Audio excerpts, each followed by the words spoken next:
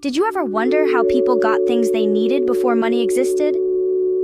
Let's imagine a world where the jingle of coins and the rustle of banknotes are unknown. Yes, there was a time when these didn't exist, but people still needed to get things, right?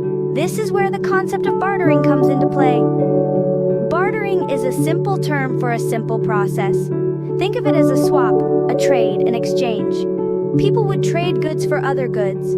For instance, let's say you have an apple tree in your backyard and your friend has a banana tree. You love bananas and your friend loves apples. So what do? You give your friend some apples and in return, your friend gives you some bananas. That's bartering. Let's consider another example, a fun one this time. Imagine you have a toy car, but you've always wanted to have a toy doll. Now your friend has a toy doll, but they've been eyeing your toy car. What do? You swap.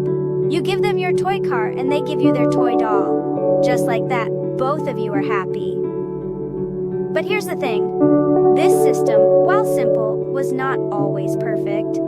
Sometimes it was hard to agree on what was a fair trade. For example, how many apples is a banana worth? Or, how many toy cars should you trade for a toy doll? These questions could lead to disagreements and make the process of bartering quite tricky. So, we've taken a step back in time and explored a world without money. We've discovered that people used to trade by bartering, exchanging goods they had for goods they needed. It wasn't a perfect system, and it had its challenges. But it did the job, and people could get the things they needed or wanted. So, that's how people used to trade without money. They simply swapped things they had for things they needed. Why do we use different ways of talking to each other, like speaking and writing? Well, let's start with a simple question. Have you ever played a game of telephone? You know, the one where you whisper something into one person's ear, and they pass it on until it reaches the last person in line. Often, the message at the end is completely different from the one at the beginning. This fun game actually illustrates a serious point about communication. Speaking, or verbal communication, is a powerful tool. It allows us to express our thoughts, ideas, and emotions directly. When we're face-to-face with someone, we can use our voices, facial expressions, and body language to convey our meaning. This immediate form of communication is incredibly useful, especially when we need to share information quickly. For example, a teacher explaining a new concept to a class, or a friend telling a joke to make us laugh. But what if the person we want to communicate with isn't in the same room, city, or even country? Or what if we want to remember something important for later? This is where writing comes into play. Writing allows us to communicate across distances and time. It can be as simple as sending a text or an email to a friend, or as complex as writing a book that can be read by people all around the world, even generations from now. Imagine trying to remember everything you learned in school without any books or notes. That would be quite a challenge, wouldn't it? Writing not only allows us to share our thoughts, ideas, and stories with others, but also helps us remember and understand things better. So whether it's chatting with a friend on the playground, writing a letter to a pen pal, or reading a fascinating book, communication is all about sharing and connecting. Different ways of communication help us share our thoughts and feelings, no matter where we are or who we are talking to. Ever wondered how roller skate wheels are designed to roll so smoothly? Well, the magic behind the smooth ride lies in the hands of engineers. These are the smart folks who design and create roller skate wheels. You see, engineers are problem solvers. They look at how things work and figure out how to make them better. They're like super inventors. So, when it comes to roller skate wheels, engineers have to consider a few important things. First, they think about the material of the wheels. The wheels need to be durable, but also light enough to allow for easy movement. They often use a type of plastic called polyurethane. It's tough, yet flexible, which is perfect for the job. Next, engineers think about the shape of the wheels. They're not just round for no reason, you know. The round shape helps the wheels to roll smoothly. Imagine trying to roll a square. It wouldn't work very well, would it? But there's one more thing that's super important in making roller skate wheels roll smoothly: reducing friction. Friction is a force that slows things down when they slide or roll against each other. It's like when you try to slide on a smooth floor, you can go far quite easily. But if you try to slide on a rough carpet, you won't get very far. That's because the carpet creates more friction. Engineers reduce friction in roller skate wheels by using bearings. These are small parts that go inside the wheel and help it to spin around smoothly. Bearings are made from materials like steel or ceramic, which are both super smooth and create very little friction. Engineers also make sure the wheels are attached to the skates just right. Too loose, and the wheels wobble. Too tight, and they won't spin properly. It's all about finding that perfect balance. So next time you're gliding around on your roller skates, remember the clever engineers who designed your wheels. They use their knowledge of materials, shapes, and physics to make sure you can have the smoothest ride possible. So, thanks to clever engineers, we can have fun roller skating smoothly and safely. Why do we need to see the doctor when we feel sick? That's a great question. You see, doctors are like body detectives. They have a very important job of figuring out what's making us feel unwell, and then they help us get better. Imagine you're playing a game of hide and seek. You're the seeker, and you have to find your friends who are hiding somewhere. You might look for clues like footprints or a rustling sound to find out where they are hiding. Similarly, when we aren't feeling well, our bodies give off clues that something isn't right. Our temperature might go up, we might start coughing, or we might feel tired all the time. Doctors, being the great detectives they are, know exactly what to look for. They use their knowledge and special tools to read these clues and find out what's causing our discomfort. For instance, a thermometer is one of the tools doctors use to measure our body's temperature. If our temperature is higher than usual, it could mean we have a fever. Another tool that doctors use is a stethoscope. It's that thing they put on your chest to listen to your heart. If your heart is beating too fast or too slow, it might be a sign that you need rest or some medicine to feel better. But the doctor's work doesn't stop at finding out what's wrong. Once they know what's making us feel sick, they help us get better. They might give us medicine or suggest we eat certain foods or get plenty of rest. They might even send us to other doctors called specialists who know a lot about one particular part of the body. No matter what, the goal is always the same, to help us get back to feeling our best. So even though we might feel a bit nervous about going to the doctor, it's important to remember that they're there to help. Just like how detectives solve mysteries, doctors solve the puzzles of our health. They're our partners in keeping us healthy, and they do their best to help us feel better when we're sick. So, doctors are our friends who help us stay healthy and happy. Why do we have so many different types of bugs, and what do they do for our world? Imagine a world filled with a variety of tiny creatures, each with a unique job to do. That's right, we're talking about insects. They might seem small, sometimes even a little scary, but insects are incredibly important in making our world a wonderful place. Let's dive in and understand why. Firstly, insects play a crucial role in the process of pollination. Picture this: a bee buzzing from flower to flower, sipping on sweet nectar. As it does this, it picks up pollen from one flower and carries it to another, helping them reproduce. This means without our busy bee friends, we wouldn't have beautiful fields of flowers to admire or delicious fruits to enjoy. Secondly, insects are nature's little cleaners. You see, just like we clean up our rooms, nature also needs tidying up. This is where insects like beetles come in. They help clean the forest by munching on dead plants and animals, breaking them down into smaller pieces. This process, known as decomposition, is vital because it returns important nutrients back to the soil, helping new plants to grow. But that's not all. Insects also serve as a food source for many other creatures.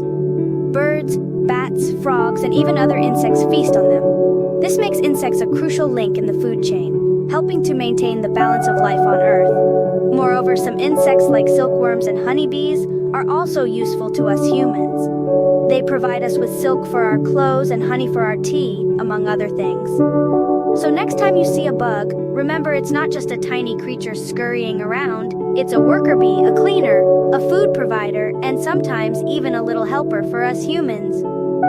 Even if they might seem small and scary, insects have big jobs in making our world a wonderful place. See in script, have you noticed more and more cars that run on electricity instead of gasoline? But why now? Well, let's dive in and explore. Electric cars are a bit like magic carpets, silently gliding down the road, powered by electricity instead of gasoline or diesel. But unlike magic carpets, they're real and they're becoming more and more popular. One of the biggest reasons is that electric cars are better for our environment. Traditional cars that run on gasoline or diesel produce a lot of pollution, which is harmful to the air we breathe and contributes to climate change. Electric cars, however, produce no tailpipe emissions, making them a much cleaner choice. Additionally, electric cars can be cheaper to run. Think about it like this. You have to feed a gasoline car with costly fuel, while an electric car can be fed with electricity, which often costs less. And just like your pet, cars need checkups and maintenance. But electric cars have fewer moving parts, meaning less things that can break or need replacing. But why are these fantastic electric cars becoming more popular now? It's like they've been waiting in the wings, ready to make their grand entrance. You see, for a long time, the technology for electric cars just wasn't quite ready for the big stage. The batteries didn't last long enough and they took too long to charge. But now, thanks to some very clever scientists and engineers, electric car technology has improved leaps and bounds.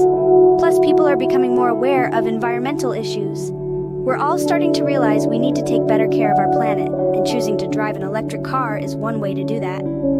It's like choosing to plant a tree instead of cutting one down. So electric cars are like superheroes, helping us travel while also taking care of our planet. And who knows, maybe one day you'll be behind the wheel of your very own electric car, zooming silently down the road, knowing you're doing your part to keep our world clean and green. Why do people choose to work in different types of jobs? This is a question that might have crossed your mind a few times.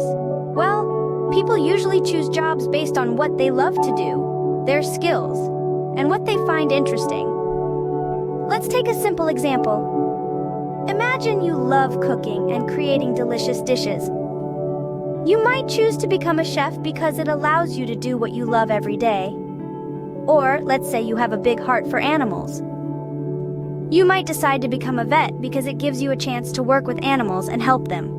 Jobs are like puzzles, and each person is a unique piece. When we find the job that fits us just right, it feels like we've found our spot in the puzzle. So it's not just about working, it's about finding what makes you happy and using your talents to contribute to the world. So when it comes to work, everyone has a special role that suits them best. Why do some people prefer to shop at small local markets instead of big supermarkets? This is a question that has many answers. One of the biggest reasons is that shopping at local markets helps support local businesses. When you buy from a local market, your money goes directly to the people who grow or make the products, helping them continue their work. Another reason is the freshness and quality of the goods.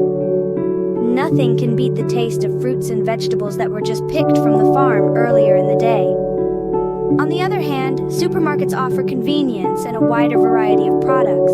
They are often open all day, and you can find almost anything you need under one roof. However, the products at supermarkets may not always be as fresh or locally sourced. It's a balance between supporting local businesses and enjoying the convenience of supermarkets. So whether it's a bustling local market or a big supermarket, both have their own special charms. Why do people give their own things to help others who are less fortunate? Well, the answer lies in two beautiful words: charity and empathy. Charity is when you give something you have to someone who needs it, like when you share your sandwich with a friend who forgot their lunch. Empathy, on the other hand, is when you understand and feel what another person is going through.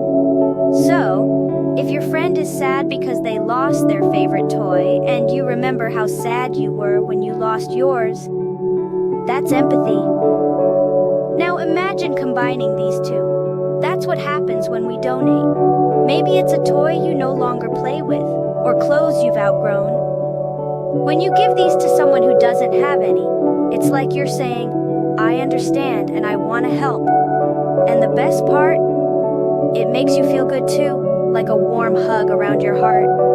So, when we donate to those in need, we're spreading kindness and love in the world. Why do scientists study the air around our planet, and how does it affect our lives? A question that pops up in many curious minds. You see, the Earth's atmosphere is like a magical invisible shield, and it plays a crucial role in our lives. It's a bit like a superhero, quietly protecting us from danger. The atmosphere shields us from harmful space radiation, mostly from the sun, and without it, life as we know it wouldn't exist. But the atmosphere isn't just about protection. It's also like a thermostat, helping to regulate the Earth's temperature. By day, it lets sunlight in to warm the Earth, and at night, it keeps some of that heat from escaping back into space. This is what makes our planet a comfortable place to live. Now, how do scientists study this superhero shield? They use various tools and techniques to explore different parts of the atmosphere. Weather balloons, satellites, and radars help them collect data about temperature, humidity, wind speed, and more. They even use computer models to understand and predict weather patterns and climate changes. Studying the atmosphere is a bit like being a detective. Scientists look at clues like cloud patterns, wind direction, and temperature changes to predict what the weather will be like. This helps us plan our day, decide whether to carry an umbrella, or even prepare for severe weather events like storms or hurricanes. Climate change is another important focus of atmospheric studies. By understanding how human activities affect the atmosphere, scientists can provide us with valuable insights on how to protect our planet. They guide us in making choices that can reduce harmful emissions and slow down global warming. So, our Earth's atmosphere is like a big, cozy blanket that keeps us safe and comfortable. And scientists are the ones who help us understand and take care of it. They're like the detectives of the sky, constantly working to unlock the secrets of our atmosphere and ensure we have a safe and sustainable future. Hello, dear families. So glad you've joined us today. We have a world of knowledge to share with you, filled with the answers to some questions you might have asked yourself or others. We'll talk about why animals have different coverings, why people donate to charities, and so many more intriguing topics. Each one is like a puzzle piece, and by the end we'll have a beautiful picture of how our world works. We have 10 fascinating questions to explore today, so buckle up and get ready for an informative journey. First off, why do animals have fur, feathers, or scales, and how does it protect them? Let's dive into the world of animal coverings. Animals, in all their beautiful diversity, have different types of coverings like fur, feathers, or scales. But have you ever wondered why? Well, these coverings play a crucial role in their survival. Take fur, for instance. Fur is like a cozy blanket for animals, keeping them warm in chilly weather. Picture a polar bear in the icy Arctic. Its thick fur keeps it toasty even in the freezing cold. Then we have feathers, the unique covering of birds. These aren't just for show. Feathers enable birds to fly, keep them warm, and some birds even use them to attract mates. Picture a peacock. Its magnificent feathers aren't just for our admiration, they play a role in their survival too. Lastly, let's talk about scales. Scales act like a suit of armor, protecting animals from predators and harsh environments. Think of a fish in the water or a snake in the desert. The scales cover their bodies, shielding them from harm. But that's not all. These coverings also help animals blend into their environments, a trick known as camouflage. This means a snow hare can stay hidden in the white snow, or a green iguana can remain unseen in leafy trees. So, whether it's fur, feathers, or scales, each has its own unique purpose in the animal kingdom. Now, why do people donate to charities? Well, let's dive into it. At its core, a charity is an organization set up to provide help and raise money for those in need. It's all about giving, isn't it? And there's a multitude of reasons why people decide to give. One of the most common reasons is to lend a hand to those who are less fortunate.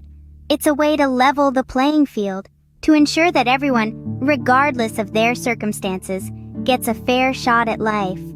But there's more to it than that. Many people donate to support causes that they genuinely care about. It could be anything from protecting the environment, funding medical research, promoting education, or even saving endangered species. When people donate to these causes, they are effectively investing in a better future. And there's yet another angle to consider. Did you know that making a donation to a registered charity could also provide a tax benefit? That's right. In many countries, when you donate to a charity, you can claim a deduction on your taxable income. It's a win-win. You help others, and you get a little something back in return. So whether it's to help those in need, support a beloved cause, or receive a tax benefit, donating to charities offers people a chance to make a real difference. So, donating to charities is a way people can make a positive impact in the world. Isn't that something worth considering? Next, why do we need to protect our ears from loud noises like fireworks? Well, let's dive into this. Our ears are like a sophisticated concert hall designed to pick up a range of sounds. They consist of 3 parts: the outer ear, the middle ear, and the inner ear. Each part has a special role to play in helping us hear the world around us. When a sound wave enters our ear, it travels through the outer ear, strikes the eardrum in the middle ear, which then vibrates. These vibrations are picked up by tiny bones, amplified, and sent to the inner ear. The inner ear, or the cochlea, is filled with tiny hair cells that move with these vibrations and send signals to our brain. That's how we hear. However, when loud noises come into play, like the bang of a firework or the blare of a concert speaker, they can be too much for these delicate hair cells. Over time, exposure to these loud noises can damage these cells, leading to hearing loss. That's why it's so important to protect our ears when we know we'll be around loud sounds. Using ear protection like earplugs or earmuffs can help reduce the intensity of these sounds and keep our ears safe. So the next time you're planning to enjoy a fireworks display or attend a loud concert, don't forget your ear protection. Remember, it's important to keep our ears safe to maintain our hearing health. Moving on, why do companies sponsor events and sports teams? Picture this: a world-renowned sports event with the logo of a certain brand splashed across every banner and billboard. That's corporate sponsorship in action. But why do companies do this? Well, it all boils down to marketing strategies. Companies use sponsorships as a way to increase their brand's visibility. It's like saying, "Hey, we're here and we're part of something you love." This helps them reach potential customers who may not be aware of their brand. Imagine you're watching your favorite sports team and you see a company's logo on the team's jerseys. That logo becomes associated with the excitement of the game, the joy of a win, and the camaraderie of being a fan. This emotional connection can influence your perception of the brand in a positive way, making you more likely to choose it in the future. Sponsorships also help companies to build a positive reputation. By supporting an event or a sports team, they are showing their commitment to the community. It's a way of saying, "We care about the things you care about." For instance, think of a popular soda brand sponsoring a global music festival or a tech giant backing a major esports tournament. These sponsorships not only get their brand names out there, but also connect them with a cause or passion their target audience cares about. So, sponsorship is a win-win situation for both the company and the sponsored party. The company gets increased visibility and reputation, and the event or team gets the financial support they need to thrive. Next up, why did the world come together to eradicate deadly diseases? Well, just imagine a world without the fear of diseases like smallpox or polio. It sounds like a dream, doesn't it? But this dream has been turned into reality through global health initiatives. You see, diseases don't respect borders. They can travel from one corner of the globe to another, affecting everyone in their path. That's why countries around the world decided to join hands and fight these deadly diseases together. This united front is not just about saving lives, but it's also about improving the quality of life for everyone. When we eradicate a disease, we're doing more than just getting rid of a health problem. We're giving people the chance to live healthier, longer lives. Children can grow up without the fear of certain diseases, while adults can focus on building a better future for their families without the constant worry of falling ill. Moreover, eradicating diseases can have a positive impact on economies too. When people are healthy, they can work, they can learn, they can contribute to their communities. This leads to a more prosperous and productive society. So, you see, eradicating deadly diseases is not just a medical issue, it's a matter of global solidarity. It's about humanity standing together against a common enemy. And the best part? We've seen that it's possible. With continued effort and collaboration, we can win this fight. Working together, we can conquer even the most formidable health challenges. Now, why do we need friends?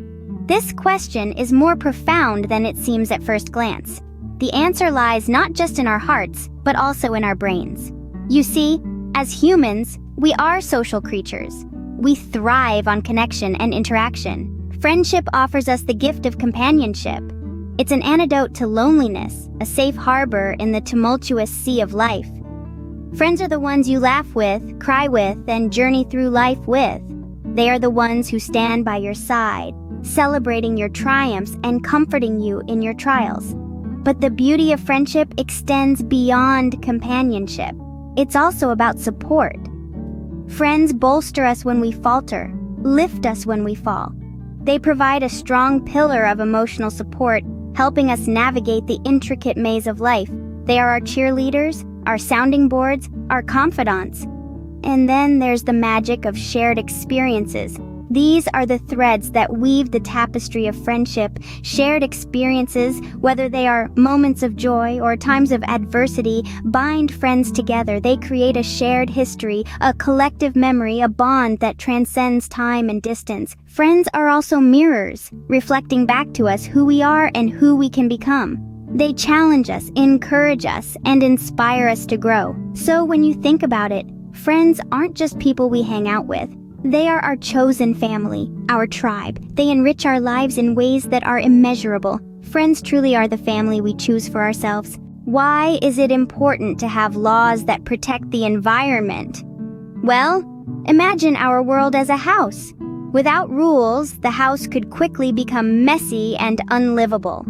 Environmental laws are the rules of our global house, helping us keep our planet clean, safe, and sustainable. Firstly, environmental laws play a crucial role in preserving our natural resources. They help protect our forests, oceans, and wildlife from overexploitation and destruction. Imagine a world without the chirping of birds or the rustle of leaves in the wind. It's a bit gloomy, isn't it? Thankfully, these laws help safeguard the diversity and beauty of our natural world. Secondly, these laws prevent pollution by regulating the disposal of waste and emissions from factories. Picture a beautiful beach, but instead of sand and shells, you see plastic bags and bottles. Not a pretty sight, right? These laws help us avoid such scenarios, ensuring that our air, water, and land stay clean and healthy. Finally, environmental laws promote sustainable practices. They encourage us to use renewable energy, recycle more, and reduce our carbon footprint. Imagine turning on your light switch, and instead of using energy from burning coal, it's powered by the sun or wind. Sounds amazing, doesn't it? So, why is it important to have laws that protect the environment? Because they help us live in harmony with nature, preserving the Earth's beauty and resources for ourselves and future generations.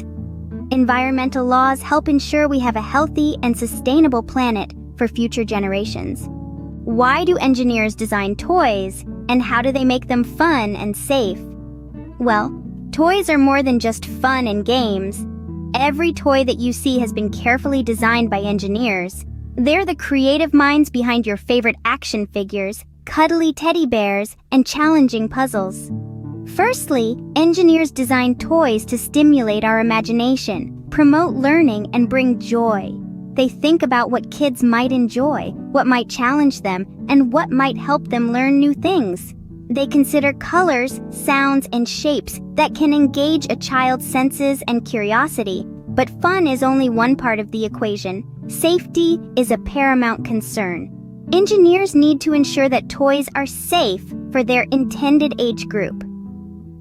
They consider every detail, from the materials used, to the size of the parts, to the way the toy is assembled.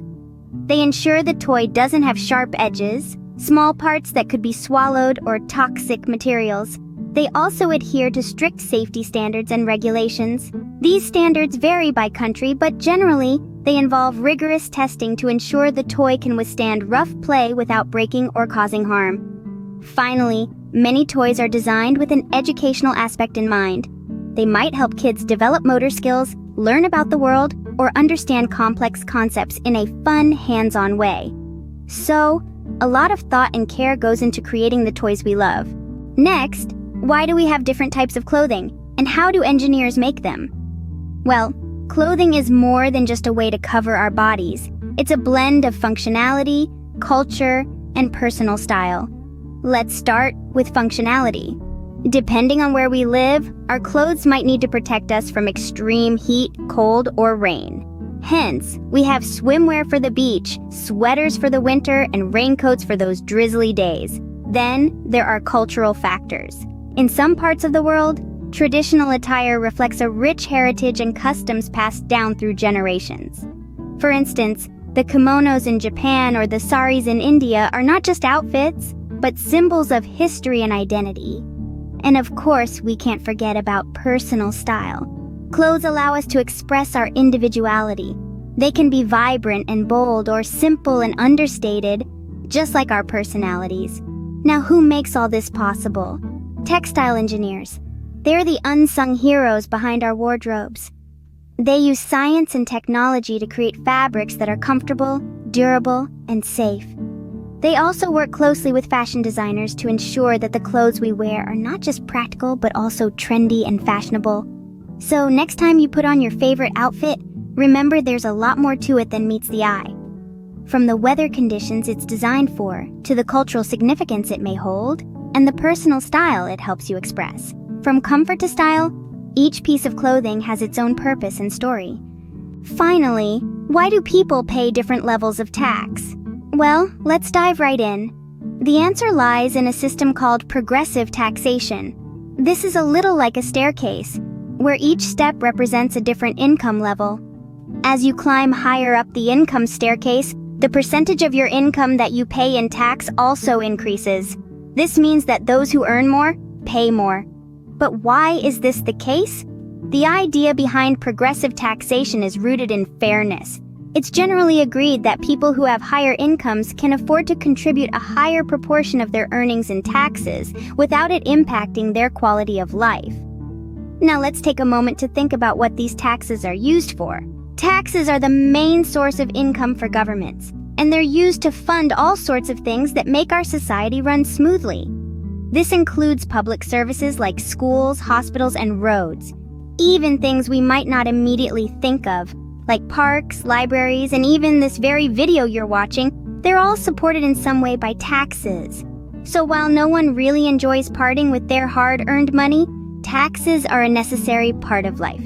They enable governments to provide us with essential services and to invest in things that improve our quality of life. Taxes, while not always popular, play a crucial role in supporting our society. And that, my friends, is the story of taxation. Well, we've covered a lot of ground today. We've learned why animals have fur, feathers, or scales, and how it protects them. We've delved into why people donate to charities and the importance of protecting our ears from loud noises. We've explored why companies sponsor events and the global efforts in eradicating deadly diseases. We've also talked about the importance of friends, environmental laws, toy and clothing design, and even the intricacies of taxation. Thank you for joining us on this educational journey. Good night, and we'll see you next time.